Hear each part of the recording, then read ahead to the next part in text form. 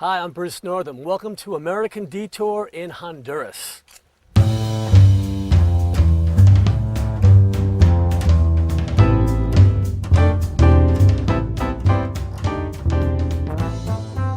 In Honduras' western highlands, I focused on the Mayans' lifestyle simplicity.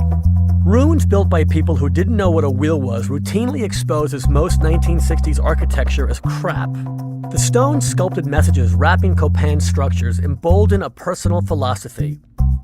On any journey in our lifetime, the first thing we pack is ourselves, right? At least that's true in a spiritual sense, but you still have to pack your other bag. Backpacks, the choice gear of contemporary nomads, seems tied to Maya mode. The real treasures in Honduras are still being unearthed. 1,500-year-old graffiti. The Mayan ruins at Copan, a patrimony to humankind designed for cosmic worshipping, is a progression of ruler-ordered structures built upon one another starting in 385 AD until it was abandoned in early 800 AD. The ceremonial compound is at the southeast corner of the Mesoamerican Empire. Archaeological wonders continue being unearthed by Honduran scientists and several U.S. universities. The constant digging and tunneling under Copan continues revealing the personality and whims of 500 years of different Mayan rulers, and reminded me of a modern American construction reincarnation and archaeological hotspot that's rebuilding on the shoulders of history, New York's World Trade Center. A 980 by 520-foot crater, nearly 11.5 acres or 4 city blocks, was excavated in Lower Manhattan beginning in 1966 to create the Twin Towers Foundation. The rubble excavated from the site in the 1960s was used as landfill, adding 23 acres along the Hudson River and creating Battery Park City, a planned community. Also a planned community by a river, in its heyday, 30,000 Mayans lived in Copan. The ruins at Copan are like an intact Greco-Roman city, sharing a keen sense of Mayan village life.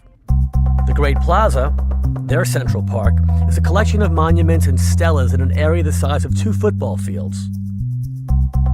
This town square features a 72-step hieroglyphic stairway, an ascending stone collage adorned in sculptures, messages, and over 2,500 glyphs. It's the longest hieroglyphic inscription found anywhere in the Americas. The Copan ruins are loaded with hieroglyphics, some depicting people carrying backpacks. Copan has dozens of stelas, large keystone shafts reminiscent of totem poles. These portraits of different rulers involved in various rituals use hieroglyphic text carved on their sides and back, telling of historical events, here and elsewhere, during the life of the rulers, and doubling as fashion shows. Standing before a stela is beholding a Central American kingpin's journal etched while Europe was still suffering the Dark Ages. Near the Solar Plaza, a stela's hieroglyphic text reveals possible proof that the original first American luggage were backpacks. Burden glyph images depict locals toting vultures, macaws, and frogs on their backs.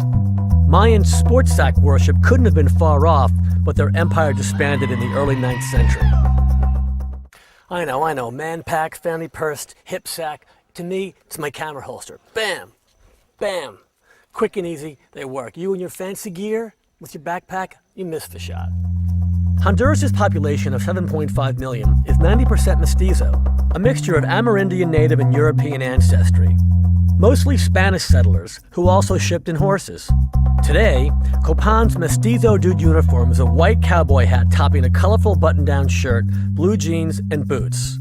Honduras is 80% mountains with narrow coastal plains and undeveloped lowland jungles. Mountainous cowboy country teems with coffee plantations that double as agri-tourism hiking opportunities. Here in Honduras, they don't say stubborn as a mule, they say stubborn as a donkey. Hondurans favor red beans, while nearby Guatemala favors black beans. This border area grows both.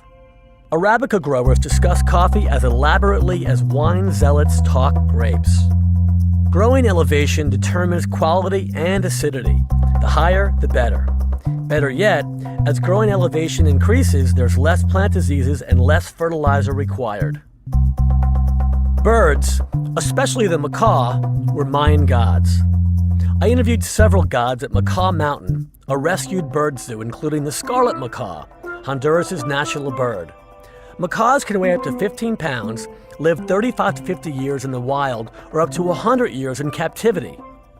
The scarlet macaw, a god to the Mayan people.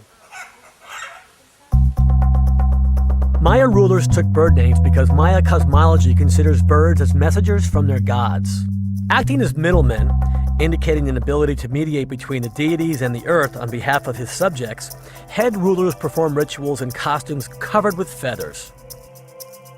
"Do you believe in a god?" asked one macaw of another. "Not very much," the macaw answered.